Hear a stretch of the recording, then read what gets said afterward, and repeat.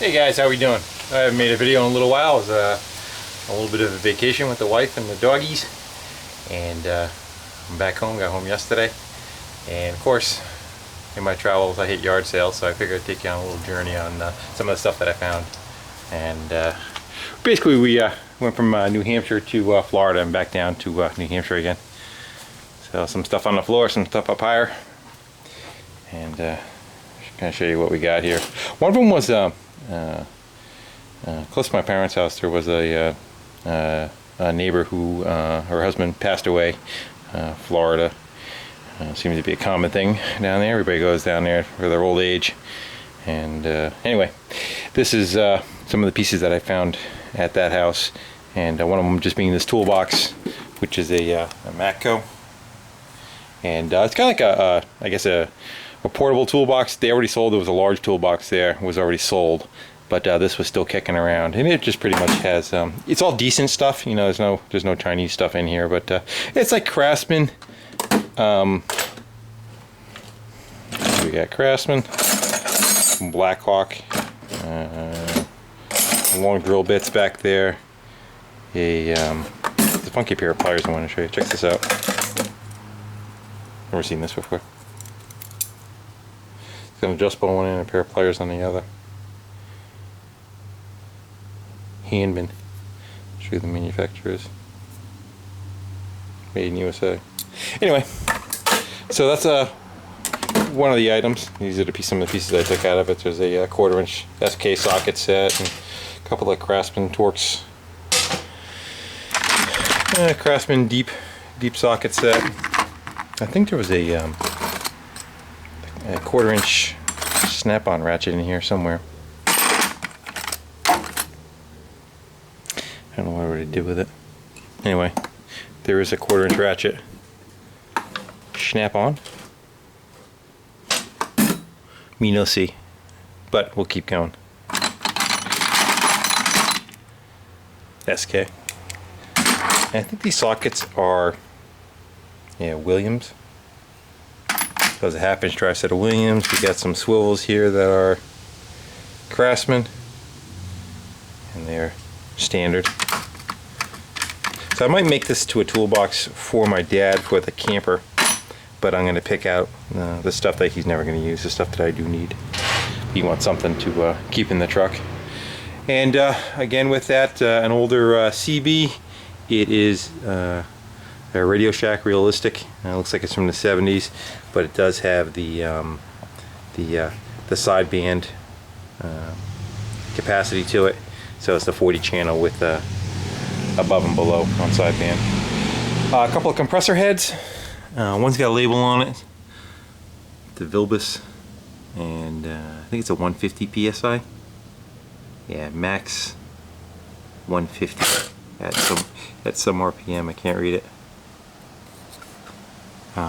These look like they're new and were never used. They were sitting in under a bench. The guy did a lot of woodwork, as you can tell. Made little pallets for them. And I don't know if they're single stage or dual stage. But they both seem like they're in good shape. Different style heads compared to what I'm used to.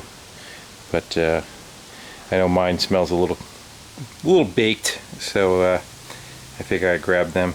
Plus, you know, they're just going to scrap if you ever close and cleans everything out. So I grabbed those. I grabbed a bunch of drill indexes. I believe these are Hoyt. Most of them are Hoyt, made in USA. Not sure if these are good or not, good quality or not. Yeah, Hoyt, St. Paul.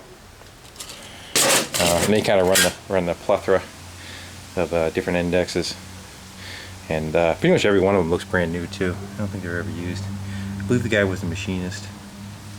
So there's that.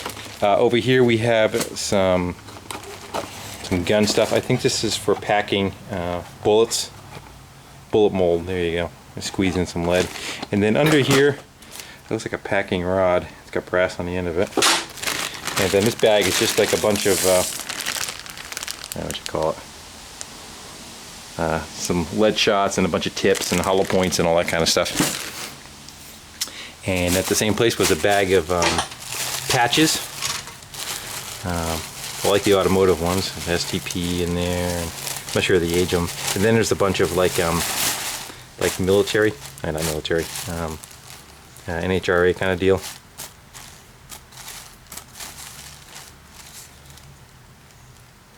Sharp shooting.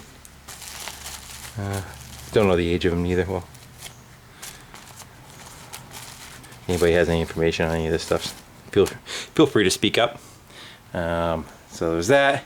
This was like a little compressor. It's 12 volt, and then it had this little 3 amp power supply that was powering it. Probably gonna use the power supply for something else, probably in my garage.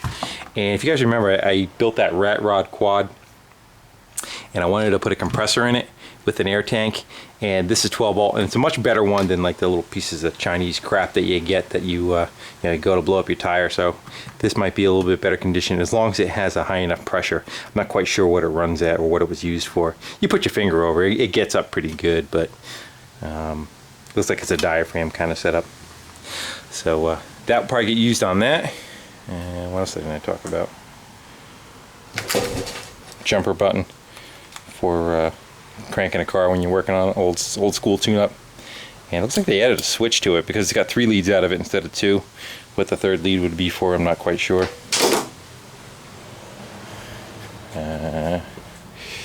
Grabbed a Hess truck. I think it's like a 1974, something like that. Seems complete. This is a rebuild kit for an Echo. I think it's the parts that were taken off of the other thing, and then like the rebuild. So if I just grabbed it for the parts, I could use the carburetor and pull start, coil, throw the rest of it away. A stainless tin, just for kind of good when you're working on stuff for changing oil and cleaning carbs and that kind of thing.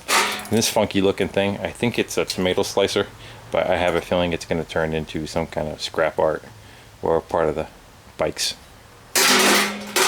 This one's a teaser. I'll show you a little bit. I'm going to make a video of it by itself. That kind of give you an idea what's going on in there. Good enough. What else we got is grabbed a couple of pair of chaps, his and hers for the wife and I.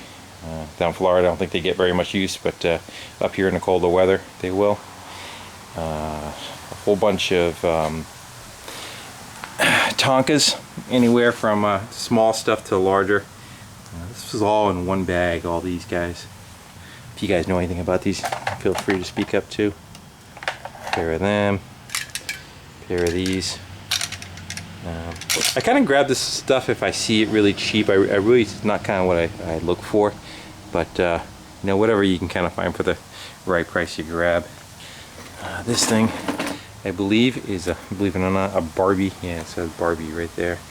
I don't know if it's Barbie and Ken kind of doll, hot rod, rat rod looking thing. Grab that, and then there's that that fire engine back there, which has like a ladder that extends and needs some straightening. It looks like some kid probably tried riding it, but it looks fairly complete. I'm not even sure who makes this. Marks. Little bell on the back. So again, it's the kind of stuff I just grab. If I see it cheap enough, I just grab it and throw it up in the attic.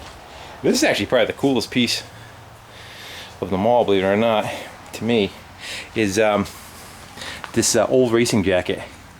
And I don't know, I'm gonna guess it's from like the 60s. And you can tell it's older because it's still made in the USA. Or Plainfield, Indiana it was made. And International Raceway Enterprise. I don't see a date on it.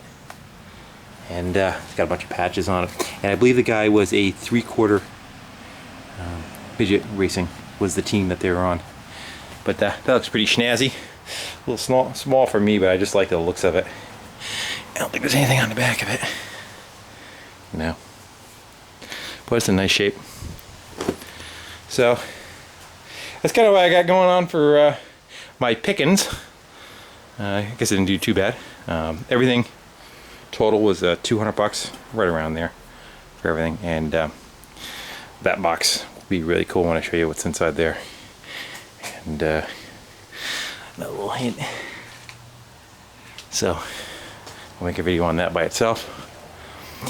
And while I was down there, I ended up picking up a set of off-white tires for the bike, and of course I couldn't wait to put them on the black rims because I wanted to see what the contrast looked like, which I do like, and kind of show you what the colors are going to look like all together, combinations thereof. So I want to get back on that too. Too much screwing around. I got so much stuff I want to do, and only so much time. So I'm kind of glad to be home to start getting some of the stuff knocked out. Had a very good time, but I also like playing with this stuff too. So shortly we'll make a video on the bike and see where that's going and start putting that back together. Thanks for watching and subscribing and talking and commenting. And sorry I couldn't get back to a bunch of comments because I was on the road and had very limited access to internet. But I'll get back on that too. Thanks for watching and take care.